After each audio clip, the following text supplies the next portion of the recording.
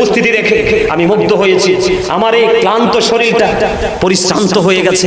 আপনারা যেমনি সুন্দর করে উপস্থিত হয়েছেন, ঠিক তেমনি ভাবে একটু আওয়াজ দিয়ে কথা বলবেন।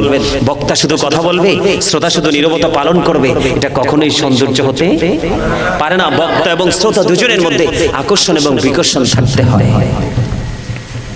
এই জন্য আমি একটা গজল লিখেছি সেই সূত্র ধরে।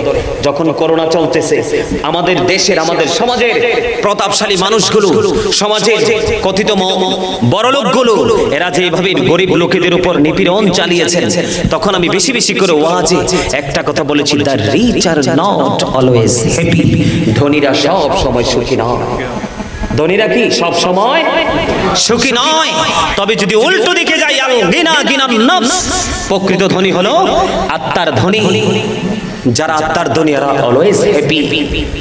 তবে যদি একটু গরিব মানুষের দিকে তাকাই, সেই দিকে তাকাইলে একটা সেন্টেন্স ইউজ করতে হয়, the four are born to suffer. গরিবরা জন্মগ্রহণ করেছে শুধু দুঃখ ভোগের জন্য। কথা বলেন না কেন? আরে ভাই, আপনারা কি বাস্তবতা দেখেন না? এই জন্য আমার লেখা একটা গজল আছে। আমি কিন্তু একজন রাইটার, রাইটিং প্রফেশনের চেয়ে অনেক হামদ, নাত, ইসলামী সঙ্গীত আমি লিখেছি। এর মধ্যে বর্তমান পরিস্থিতি এবং করোনা থেকে এই পর্যন্ত যারা বড়লোক, টাকাওয়ালা, ধনী মানুষ, তাদের নির্মমতা, নিষ্ঠুরতা দেখে আমি একটা গজল লিখেছি। একটু শোনাবো? শোনাবো? জুলুম যারা করলা বন্ধু, হারাইলা দুকুল, জনম জনমকে দিও তোমার হবে না মাসুল। একেবারে ভেবে দেখো না তোমার কোথায় ঠিকানা। একেবারে ভেবে দেখো না তোমার কোথায় ঠিকানা। এখনো তো আছে সময়, এখনো তো আছে সময়, বুঝো তোমার ভুল। জনম জনমকে দিও তোমার হবে না মাসুল। বৃষ্টি যখন আসে বন্ধু, শীতল মরুভূমি, তওবা করো ক্ষমা পাবে বলে গেলাম আমি। বৃষ্টি যখন আসে বন্ধু, শীতল মরুভূমি, তওবা করো ক্ষমা পাবে বলে গেলাম আমি। তোমার জীবন মোহনা কোথায় সে তো জানো না। তোমার জীবন মোহনা কোথায় সে তো জানো না। ক্ষমা যদি না পাও বন্ধু,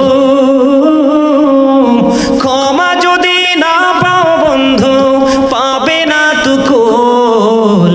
জনম জনমকে দিও তোমার হবে না মাসুল। বলেন জনম জনমকে দিও তোমার হবে না মাসুল। জোরে জোরে কন্যা মারহাবা। কিছু কি বুঝতে পারছেন? যদি বুঝের মানুষ হন, বিবেকবান মানুষ হন, তাহলে এই একটু জায়গা থেকে কিন্তু আপনি অনেক কিছু আইডেন্টিফাই করতে পারবেন, অনেক কিছু শনাক্ত করতে পারবেন। এখনো কি সময় আছে না আমাদের? কথা বলেন, আছে না? মৃত্যুর আগ পর্যন্ত আমাদের সুযোগ থাকবে। কারণ কি জানেন? আমরা আখিরি নবীর উম্মত, আল্লাহর প্রিয় হাবিব, হাবিবুল্লাহর উম্মত। There is no good but Allah. সে আল্লাহ ব্যতীত কোনো উপাস্য নেই, কোনো ইলাহ নেই। মুহাম্মদ রাসূলুল্লাহ সাল্লাল্লাহু আলাইহি ওয়াসাল্লাম is the messenger of Allah. Allah of the first pillar is the Lord of world, Rabbul Alamin. Muhammad Rasulullah sallallahu alaihi wasallam is the messenger of Allah, rahmatan lil alamin. কি চমৎকার না? কথা বলেন না? চমৎকার না? সম্মানিত উপস্থিতি, আপনি যদি এই যে এতক্ষণে তো ভয়ঙ্কর কথাগুলো বললাম, এই ভয়ঙ্কর এরিয়া থেকে যদি আপনি বের হতে চান, তাহলে আপনাকে একটা জায়গায় আসতে হবে। সেই জায়গাটা হলো রাসূল প্রেম। কিসের প্রেম? রাসূল প্রেম। কথা বলেন, কোন জায়গাটাতে আসতে হবে? রাসূলের প্রেম করতে হবে আপনারে। কারণ আল্লাহ বলেছেন, সে বলুন, ইফ ইউ ডু লাভ আল্লাহ, যদি তোমরা আল্লাহকে ভালোবেসে থাকো, ফলো আমি মুহাম্মদ সাল্লাল্লাহু আলাইহি ওয়াসাল্লাম, মুহাম্মদ সাল্লাল্লাহু আলাইহি সাল্লামের অনুগত হয়ে যাও, তাহলে কি হবে? আল্লাহ উইল লাভ ইউ, আল্লাহ তোমাদেরকে ভালোবাসবে, এন্ড ফরগিভ ইউর সিনস, আল্লাহ তোমাদেরকে ক্ষমা করে দিবে। বন্ধুরে আমার, আল্লাহ রাব্বুল আলামিন এইভাবে বলেনি, আমি বলেছি। আল্লাহ বলেছেন, কুল ইন কুনতুম তুহিব্বুনাল্লাহ ফাত্তাবিউনি ইউহিব্বুকুমুল্লাহু ওয়া ইয়াগফির লাকুম যুনুবাকুম আল্লাহু গফুরুর রহিম।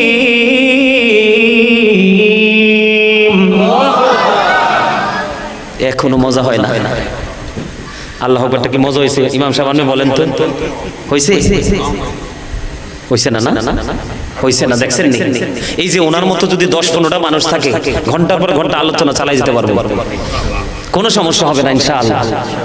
অত্যন্ত হাস্যোজ্জ্বল চেহারা নিয়ে বসছে এবং ইশারা ইঙ্গিত বডি ল্যাঙ্গুয়েজটা অত্যন্ত চমৎকার। আলহামদুলিল্লাহ বলেন। আরে আরো জোরে বলেন না আলহামদুলিল্লাহ। ওমা আলহামদুলিল্লাহ বলবেন না? অল প্রেজ ইজ টু আল্লাহ। সমস্ত প্রশংসা কার জন্য? আল্লাহর জন্য। আল্লাহ আমাকে তো সুন্দর মানুষ বানাইছে, আখির নবীর উম্মত বানাইছে, আহলে সুন্নাত ওয়াল জামাতের অন্তর্ভুক্ত করেছে। এত নিয়ামত পেয়ে আমরা খুশি না বেজা? আরে চলে বন্ধুরে আমার, আল্লাহ রাব্বুল আলামিন শুধু এখানে একান্ত নয়, আল্লাহ রাব্বুল আলামিন বলেছেন মাইয়ুতির রাসূলা ফাকাদ আতা আল্লাহ। আল্লাহ বলেছেন হি হো অবিস দা এবস্টিল অবিস আল্লাহ। যেই ব্যক্তি রাসূলের নির্দেশ মানলো সে যেন আল্লাহ রাব্বুল আলামিনের নির্দেশ মানলো। এটা কি প্রেমের কথা না শত্রুতার কথা? কথা কয় না? আল্লাহর হাবিবের সাথে প্রেমের কথা না শত্রুতার কথা? আপনারা বলেন, এই পৃথিবীর বুকে আমার নবী আসার পরে কষ্ট করে জীবন পার করেছে না সুখে?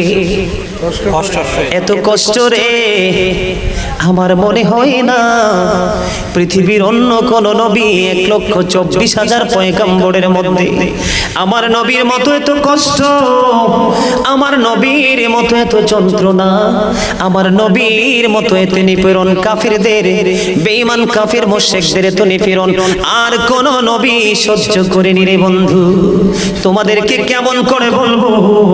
আমি নবী যে হিজরতে গিয়েছিলেন বন্ধু মক্কা থেকে মদিনায়, আমি সেই জায়গাটা আপনাদের সামনে একটু ক্লিয়ার করব। বন্ধু, এমন নবীর উম্মত হওয়ার পরেও যদি তোমার জন্য জাহান্নাম অপেক্ষা করে, তোমাদেরকে কেমন করে বলবো, কেমন করে বন্ধু বোঝাবো? তোমাদের আমার জন্য বদকিসমত ছাড়া আর কিছুই হতে পারে না রে রাঙ্গুনিয়ার মানুষ, দক্ষিণ ঘাট চেকের মানুষ, আমার ভাই, আমার বাবারা, আমার মা, আমার বোনেরা, সবাইকে বলছি গো হৃদয়ে খুলে শোনো। আমার নবী যখন 570 খ্রিস্টাব্দে রবিউল আউয়াল চন্দ্র মাসের 12 তারিখ সোমবারে নিভৃত এক জীর্ণ কুটিরে মা আমিনার গড়ে যখন পবিত্র 2টা কদম মোবারক বাড়িয়ে দিলেন, পবিত্র 2টা কদম মোবারক বাড়িয়ে দিয়ে সঙ্গে সঙ্গে আল্লাহর কাছে দোয়া শুরু করলেন, মনিব ও মনিব ও রব্বি হাবলি উম্মতি, আমার উম্মত গুলোকে আমার হাওলা করে দাও। জোরে জোরে বলেন না সুবহানাল্লাহ। ও বন্ধু, বন্ধু হৃদয় খুলে শোনো গো, এখানে বন্ধু অত্যন্ত মূল্যবান সময় আমি পার করছি। মনে রাখতে হবে জীবনের সময় খুবই অল্প, কাজ আমাদের অনেক বেশি। তোমরা তো জানো না কাল কিয়ামতের দিনের পরিস্থিতিটা এতটাই ভয়ঙ্কর হবে, এতটাই বিপজ্জনক হবে রে ও বন্ধু। সেই ভয়ঙ্কর বিপদের দিনে আমার নবীজি, প্রাণের নবীজি সরকারে দুজাহান, ওনার জবান মোবারকে একটা শব্দই থাকবে, রব্বি সাল্লিম রব্বি সাল্লিম। আমার উম্মত গুলোকে শান্তিতে রাখো, নিরাপদে রাখো। বন্ধু, নবী আমাদের জন্য শুধু নিয়ামত নয়, নবীকে যারা উপেক্ষা করবে, নবীর ইজ্জতের চাদর ধরে যারা টান দেবে, তাদের জন্য নবী গজব বটে। ঠিক কিনা বলেন? আল্লাহ জন্য বলেছেন, ওমা আরসালনাকা ইল্লা কাফাতাল লিন্নাসি বাশীরাও ওয়া নাযীরা। আল্লাহ রাব্বুল আলামিন আল্লাহর প্রিয় হাবিবকে মানব জাতির নিকট পাঠাইছে বাশীরাও ওয়া নাযীরা, সুসংবাদদাতা এবং ভয় প্রদর্শক হিসাবে। বন্ধু, বন্ধু, নবী যদি তুমি নিয়ামত মনে করে ভালোবাসো গো, তাহলেই তোমার জীবন হবে ধন্য। অন্যথায় নবীকে যদি প্রাণের চেয়ে বেশি ভালোবাসতে না পারো, আপনাদের খতিব সাহেব অত্যন্ত চমৎকার করে হযরতে ওমরের জীবনী থেকে ছোট্ট করে তিনি হাদিস শরীফ আপনাদেরকে বোঝাইছে, জীবনের চাইতে বেশি যদি, প্রাণের চাইতে বেশি যদি নবীকে ভালোবাসতে না পারো, তুমি ইমানদার হিসাবে বন্ধু গণ্য হবে না।